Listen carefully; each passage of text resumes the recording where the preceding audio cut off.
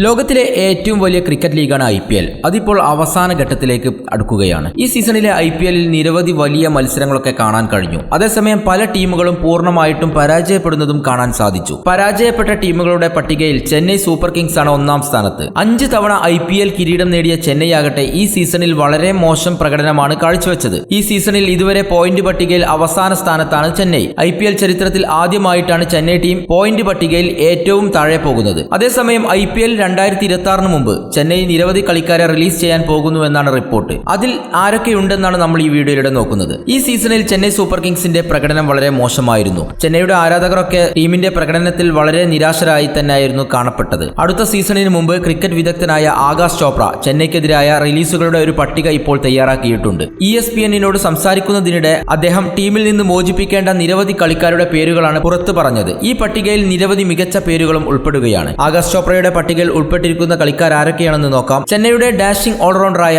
രവിചന്ദ്രൻ അശ്വിനാണ് ഒന്നാം സ്ഥാനത്ത്. ഈ സീസണിൽ അശ്വിൻ വാർത്തകളിൽ ഇടം നേടിയിട്ടുണ്ട്. രവീന്ദ്ര ജഡേജയുടെ പേരും ഈ പട്ടികയിൽ ഉൾപ്പെടുന്നുണ്ട്. ഇതോടൊപ്പം ന്യൂസിലാൻഡിന്റെ അറ്റാക്കിംഗ് ബാറ്റ്സ്മാനായ രജിൻ രവീന്ദ്രയും ഈ പട്ടികയിൽ ഇടം പിടിച്ചു. മറ്റൊരു ന്യൂസിലാൻഡ് കളിക്കാരൻ ഡെവൻ കോൺവേയുടെയും പേര് ഉൾപ്പെടുത്തിയിട്ടുണ്ട്. വിജയ് ശങ്കർ, ദീപക് ഹൂഡ, രാഹുൽ ത്രിപാഠി എന്നിവരെയും പട്ടികയിൽ അദ്ദേഹം ഉൾപ്പെടുത്തി. ആകാശ് ചോപ്രയുടെ അഭിപ്രായത്തിൽ അടുത്ത സീസണിൽ ചെന്നൈ ഈ കളിക്കാരെ വിട്ടയക്കേണ്ടത് അത്യാവശ്യമാണ്. 2025-ലെ IPLൽ ചെന്നൈയുടെ പ്രകടനം പറയുകയാണെങ്കിൽ വളരെ മോശം തന്നെയായിരുന്നു. ചെന്നൈ ഒരു വിജയത്തോടെയാണ് സീസൺ ആരംഭിച്ചത്. പക്ഷേ സീസൺ അവസാനത്തിലേക്ക് എത്തിയപ്പോഴേക്കും ടീം തകർന്നു വീഴുന്നതായിട്ടായിരുന്നു കണ്ടത്. ചെന്നൈ ഇതുവരെ 13 മത്സരങ്ങൾ കളിച്ചു. അതിൽ ചെന്നൈ ജയിച്ചതാകട്ടെ 3 എണ്ണത്തിൽ മാത്രമാണ്. ടീമിന്റെ അക്കൗണ്ടിൽ 6 പോയിന്റ് മാത്രമേ ഇപ്പോഴുള്ളൂ. നെറ്റ് റൺ റേറ്റ് നോക്കുകയാണെങ്കിൽ -1.030 ആണ്. ഇത്രയും മോശം സീസൺ ചെന്നൈയെ സംബന്ധിച്ചിടത്തോളം ഉണ്ടായിട്ടില്ല. കൂടുതൽ IPL വാർത്തകളും വിശേഷങ്ങളും അറിയാൻ ചാനൽ സബ്സ്ക്രൈബ് ചെയ്യുക. നന്ദി.